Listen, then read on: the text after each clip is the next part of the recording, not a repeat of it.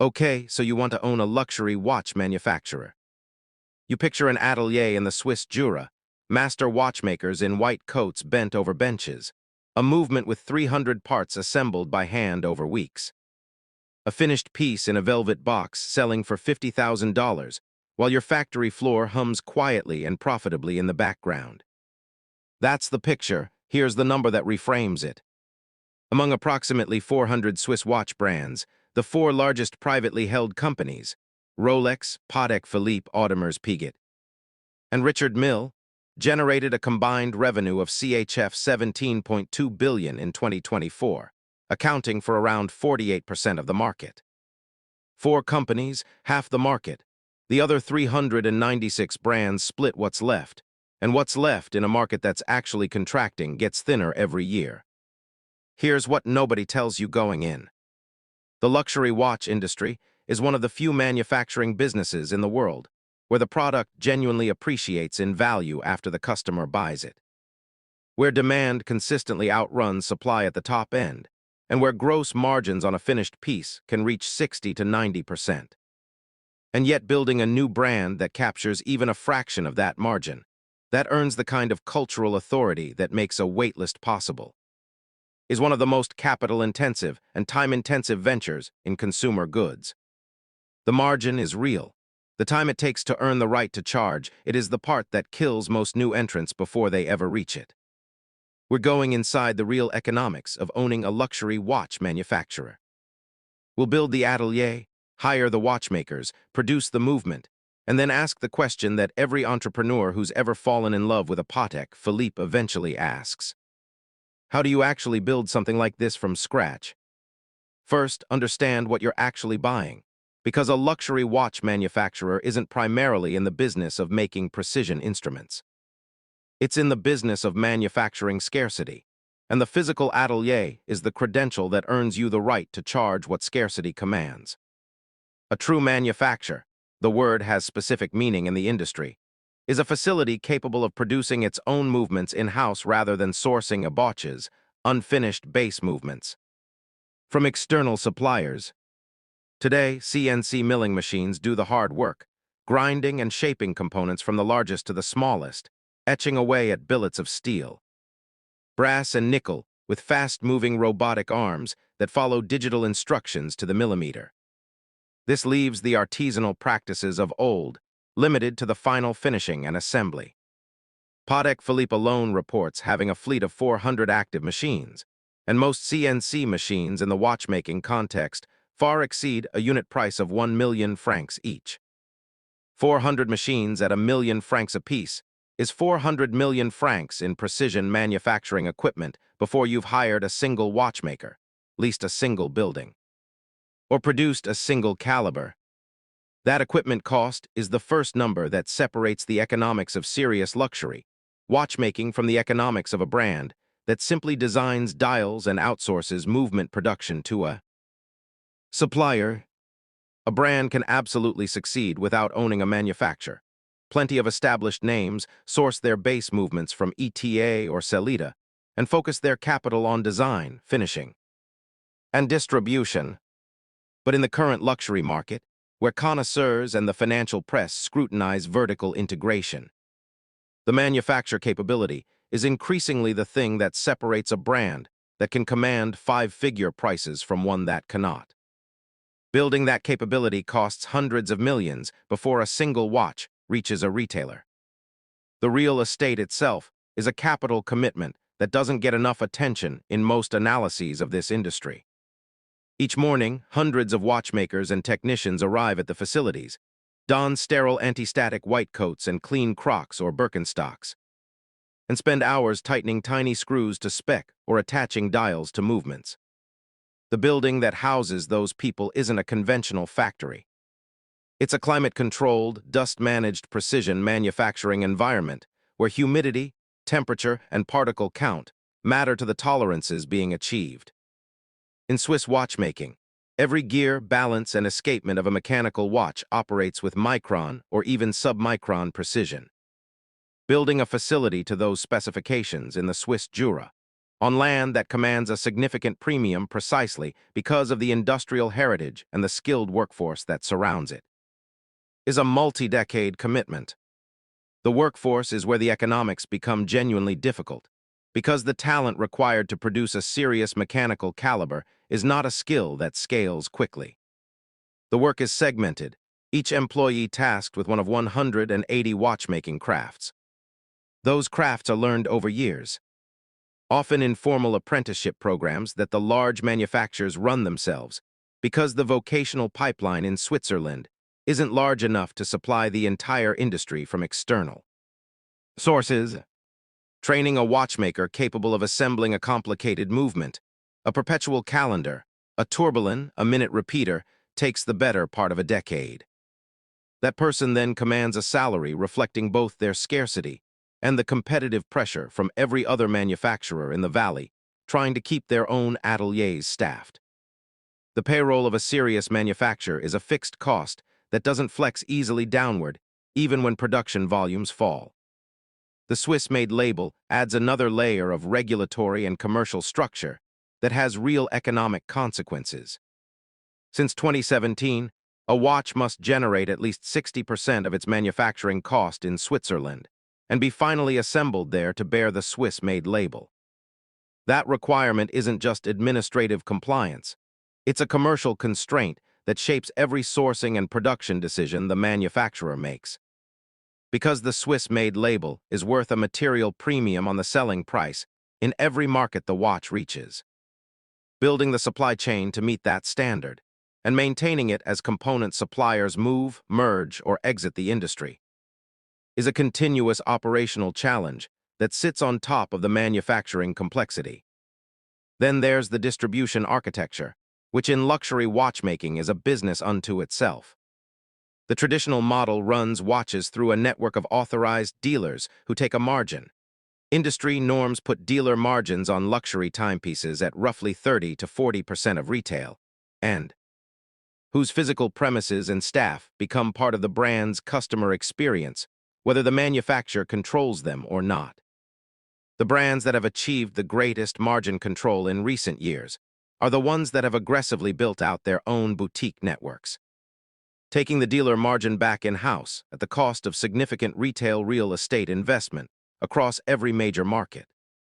A boutique on Bond Street on Fifth Avenue on the Champs-Élysées. Each one is a multi-million-dollar retail investment that has to be staffed, maintained, and filled with inventory that represents several times the boutique's own annual revenue target, sitting on the shelves waiting to be sold. The inventory economics are their own trap. A luxury watch manufacturer doesn't produce on demand. It produces on a schedule dictated by the complexity of the movements, the availability of skilled labor, and the production targets that protect scarcity by deliberately keeping output below what the waitlist would suggest the market could absorb. Audemars Piguet, producing roughly 53,000 watches in 2025, generated approximately CHF 2.6 billion in sales. That's roughly 49,000 Swiss francs per watch on average, at a production volume that keeps the waitlist long and the secondary market price elevated. The economics only work at that level, because the brand spent decades building the cultural authority that makes a 3-year wait for a royal oak feel like privilege rather than frustration. Building that cultural authority from zero is the cost that doesn't appear on any manufacturing cost breakdown, because it isn't a manufacturing cost at all. It's a decades-long investment in heritage, storytelling, celebrity association, collector community relationships, and the kind of editorial presence in the horological press that can't be bought with an advertising spend, only earned through the genuine quality and distinctiveness of the product over time. Audemars Piguet has roughly quadrupled its revenue since 2012, mostly on the strength of the Royal Oak. The Royal Oak was introduced in 1972.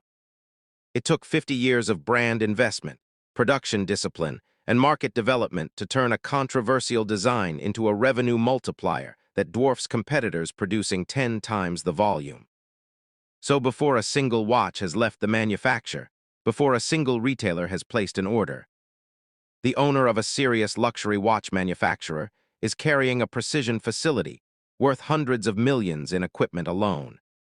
A workforce of highly specialized craftspeople that takes years to build and can't be quickly scaled down. A supply chain built to Swiss-made compliance standards. A distribution network that either absorbs dealer margin or requires its own boutique real estate investment. And a brand-building timeline measured in decades rather than marketing cycles. That's the cost side of the ledger, and it explains why the margins at the top of this industry are extraordinary, while the failure rate of new entrants is equally extraordinary.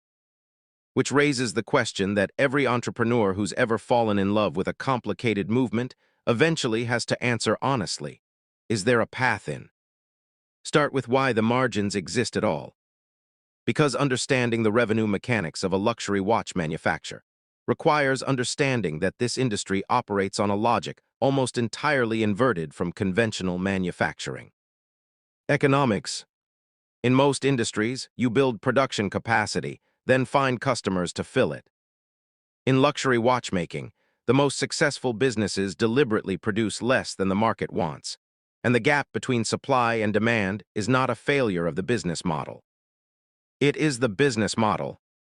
The big four independent brands, Rolex, Patek Philippe, Audemars Piguet, and Richard Mille, now control roughly half the entire Swiss watch industry by value, up from approximately 37% in pre-pandemic 2019. That concentration accelerated not because those brands spent more on marketing or opened more boutiques, but because they maintained production discipline while the broader market expanded and then contracted. Total Swiss watch exports fell 1.7% to CHF 24.4 billion in 2025, with unit volume dropping 4.8% to 14.6 million watches, barely half the 2011 peak. The market is shrinking by volume, while the top end is growing by value. That is the arithmetic that makes the scarcity model not just defensible, but structurally superior to volume-based manufacturing at every point in the cycle. The revenue mechanics at the top of the market work through three simultaneous streams that most outside observers collapse into one. The first is primary sales. Watches sold through authorized channels at retail prices that the manufacturer either sets directly through its own boutiques or influences through the authorized dealer network. Brands like Rolex, Patek Philippe, and Audemars Piguet in the luxury segment have gross margins often ranging between 60 and 90%. At those margin levels, a watch selling at retail for 50,000 Swiss francs may have a manufacturing cost of 5 to 20,000 francs, with the remainder representing the brand premium, the distribution margin, and the scarcity value embedded in the price. The manufacturer that controls its own boutique network captures the full retail margin rather than sharing 30 to 40% with an authorized dealer. Which is why boutique expansion has been the dominant capital allocation story across the top brands for the past 15 years. The second revenue stream is the secondary market, and here the economics get genuinely interesting. Dealer pre-owned sales generated $15.65 billion in 2025, up 38.3% from 2024. Auction results totaled $1.09 billion, reflecting 14% growth year over year. The manufacturer doesn't directly capture secondary market revenue. When a Daytona trades between collectors at 3 times its retail price, Rolex doesn't see a cent of that transaction. But the secondary market is one of the most powerful brand mechanisms in the industry, because a watch that holds or appreciates in value after purchase creates a purchasing incentive that no advertising campaign can replicate. Rolex certified pre-owned sales achieved approximately $590 million, a 204% increase from prior year figures. Rolex recognized this dynamic and moved to capture a share of it directly through its certified pre-owned program, which authenticates and sells pre-owned Rolex watches through authorized dealers, extracting margin from the secondary market that previously flowed entirely to gray market dealers and private sellers. The third stream is the one that most new entrants never reach, the complications premium. A simple 3-hand watch and a minute repeater both come out of the same manufacturer, but the repeater may take a master watchmaker the better part of a year to assemble, contain 800 hand-finished components, and sell for a price that bears almost no relationship to the cost of materials or even skilled labor hours. It bears a relationship to rarity, to the number of watchmakers in the world capable of producing it, and to the prestige accumulated by the brand over generations of making them. This is the segment where a single watch selling at auction can generate more revenue than a mid-tier brand's entire annual production.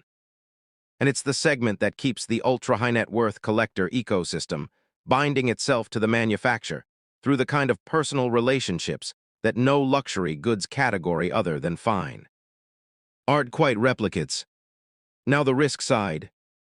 Because the history of this industry contains two catastrophic collapses that any new entrant has to understand before they can honestly assess the durability of the margins they're being sold on. The first is the quartz crisis of the 1970s and early 1980s, which is the most important event in the history of Swiss watchmaking economics, precisely because it demonstrated that the perceived permanence of Swiss dominance was an illusion built on the absence of a competitive alternative. When Japanese manufacturers introduced affordable, highly accurate quartz movements, the Swiss industry's volume-based segment was exposed as structurally uncompetitive on the dimension that most mass-market customers actually cared about: accuracy at price. Swiss watch exports fell from a 1974 peak to roughly a third of their prior value by the early 1980s. Thousands of small manufacturers closed. The industry's workforce collapsed. Entire watchmaking valleys in the Jura were economically devastated. The survival of the luxury segment, the Patek Philippe's and Audemars Piguets that weathered the crisis, wasn't because mechanical watches were competitively superior on accuracy. It was because they had built a customer base that valued the object as a cultural artifact, a collectible, a statement of taste and heritage, rather than a timekeeping instrument. The crisis killed the volume manufacturers and clarified that the only durable economic position in Swiss watchmaking was at the level where the watch's value is entirely decoupled from its functional accuracy.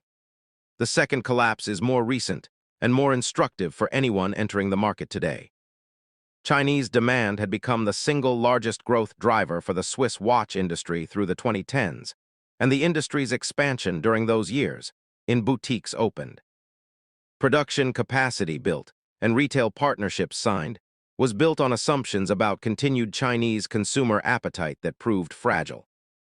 When Chinese economic conditions softened, and the anti-corruption environment shifted consumer behavior away from conspicuous luxury gifting, the mid-tier Swiss brands that had overexposed themselves to that market found their sales assumptions collapsing faster than they could rebalance toward other markets. Longines fell below CHF 1 billion for the first time in over a decade. Omega dropped 8% in revenue in 2025. The brands that held up were the ones with the deepest waitlists and the most geographically diversified collector bases, exactly the brands that had never built their revenue projections around single market's growth trajectory. Put the whole picture together through the numbers that actually define this industry's economics. Take Audemars Piguet in 2025 as the clearest worked example of what the scarcity model produces at maturity.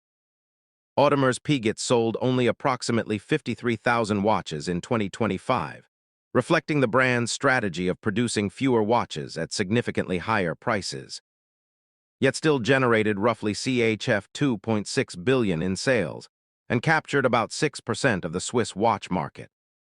53,000 units, 2.6 billion francs. That is an average transaction value of approximately 49,000 Swiss francs per watch.